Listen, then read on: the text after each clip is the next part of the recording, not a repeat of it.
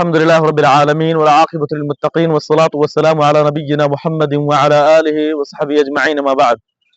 محترم ناظرین کرام، میں آپ حضرات کے سامنے صحیح مسلم کی ایک حدیث کی روشنی میں یہ بات عرض کرنا چاہتا ہوں کہ ہم بحیثیت مسلمان اپنی مسلمانیت پر فخر محسوس کریں اور کسی بھی ناحیے سے ہمارے دل کے اندر یہ تنگی، یہ کڑن نہ ہو کہ ہم مسلمان ہیں، بلکہ ہر ناحیے سے اسلام کی جملہ تعلیمات کے تئیں ہمیں فخر ہونا چاہیے کہ اسلام نے ہمیں معمولی سے معمولی ادب و آداب سکھلائے ہیں۔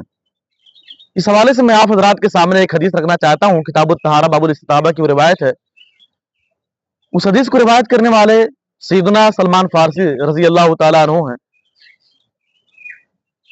جب ان سے مشرکین نے یہ کہا کہ قد علمکم نبیکم کل شیء حتی الخراء، کہ سلمان تمہارے جو پیغمبر ہیں، تمہارے جو ہادی و مرشد ہیں محمد کریم صلی اللہ علیہ وسلم، انہوں نے تو تمہیں معمولی باتیں بھی تم لوگوں کو سکھلائی ہیں۔ حتی الخراء یعنی قضاء حاجت، اٹھنے بیٹھنے کے آداب تک سکھلائے ہیں۔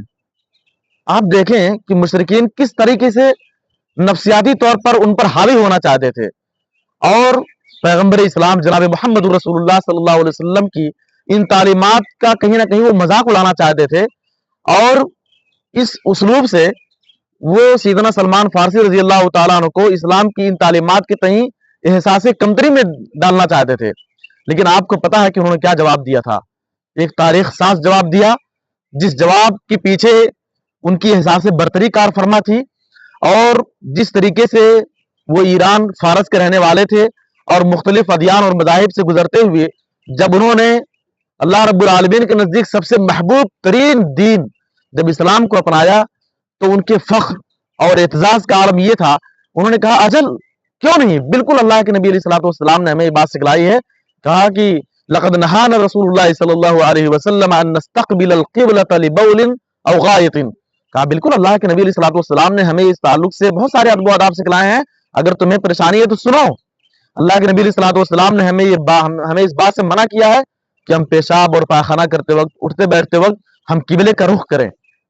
ہمیں اس معمولی بات کی طرف بھی اللہ کے نبی علیہ الصلوۃ والسلام نے رہنمائی کی ہے، اور فرمایا کہ او ان نستنجی بالیمین، ہمیں اس بات سے بھی پیغمبر اسلام رسول کریم صلی اللہ علیہ وسلم نے منع فرمایا ہے کہ ہم اپنے داہنے ہاتھ سے استنجا کریں، اور اس بات سے بھی منع فرمایا ہے کہ ان نستنجی باقل من ثلاثۃ احجار، ہم استنجا کرتے وقت 3 پتھر سے کم استعمال کریں، اس سے بھی ہمیں اللہ کے نبی علیہ الصلوۃ والسلام نے منع فرمایا ہے۔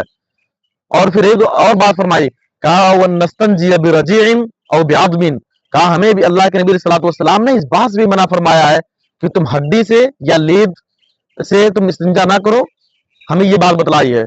آپ دیکھیں کہ سلمان فارسی رضی اللہ تعالیٰ عنہ جس طریقے سے ان مشرکین کا جواب دیا، وہی رویہ اور وہی وتیرہ ہمیں بلکہ ہر مسلمان کو اپنانا چاہیے۔ لیکن ہم دیکھتے ہیں کہ اس کے برخلاف مسلمانوں کے اندر احساس کمتری کی یہ صورتحال پائی جاتی ہے کہ وہ اسلام کی کتنی ایسی تعلیمات ہیں جن کے تئیں وہ اپنے دل کے اندر تنگی محسوس کرتے ہیں۔ وہ یہ سمجھتے ہیں کہ شاید اگر کفار یا غیر مسلم اقوام اگر اس پر وہ مطلع ہوگی، اگر اس کو جان لے گی تو ہمارا مذاق اڑائے گی۔ آپ دیکھیں یعنی آپ اٹھتے بیٹھتے صبح و شام کے جو معمولات ہیں ان میں سے جو چیز ہے کھانے پینے کے ادب و آداب میں، آپ دیکھیں کہ کس طرح سے غیر مسلموں کی نقالی کرتے ہوئے اور اپنے اسلام کی تعلیمات کی پرواہ کیے بغیر بائیں ہاتھ سے کھانا پینا فیشن ہے، اسی طریقے سے برتن کو صاف کر کے کھانے کا ایک فیشن ہے۔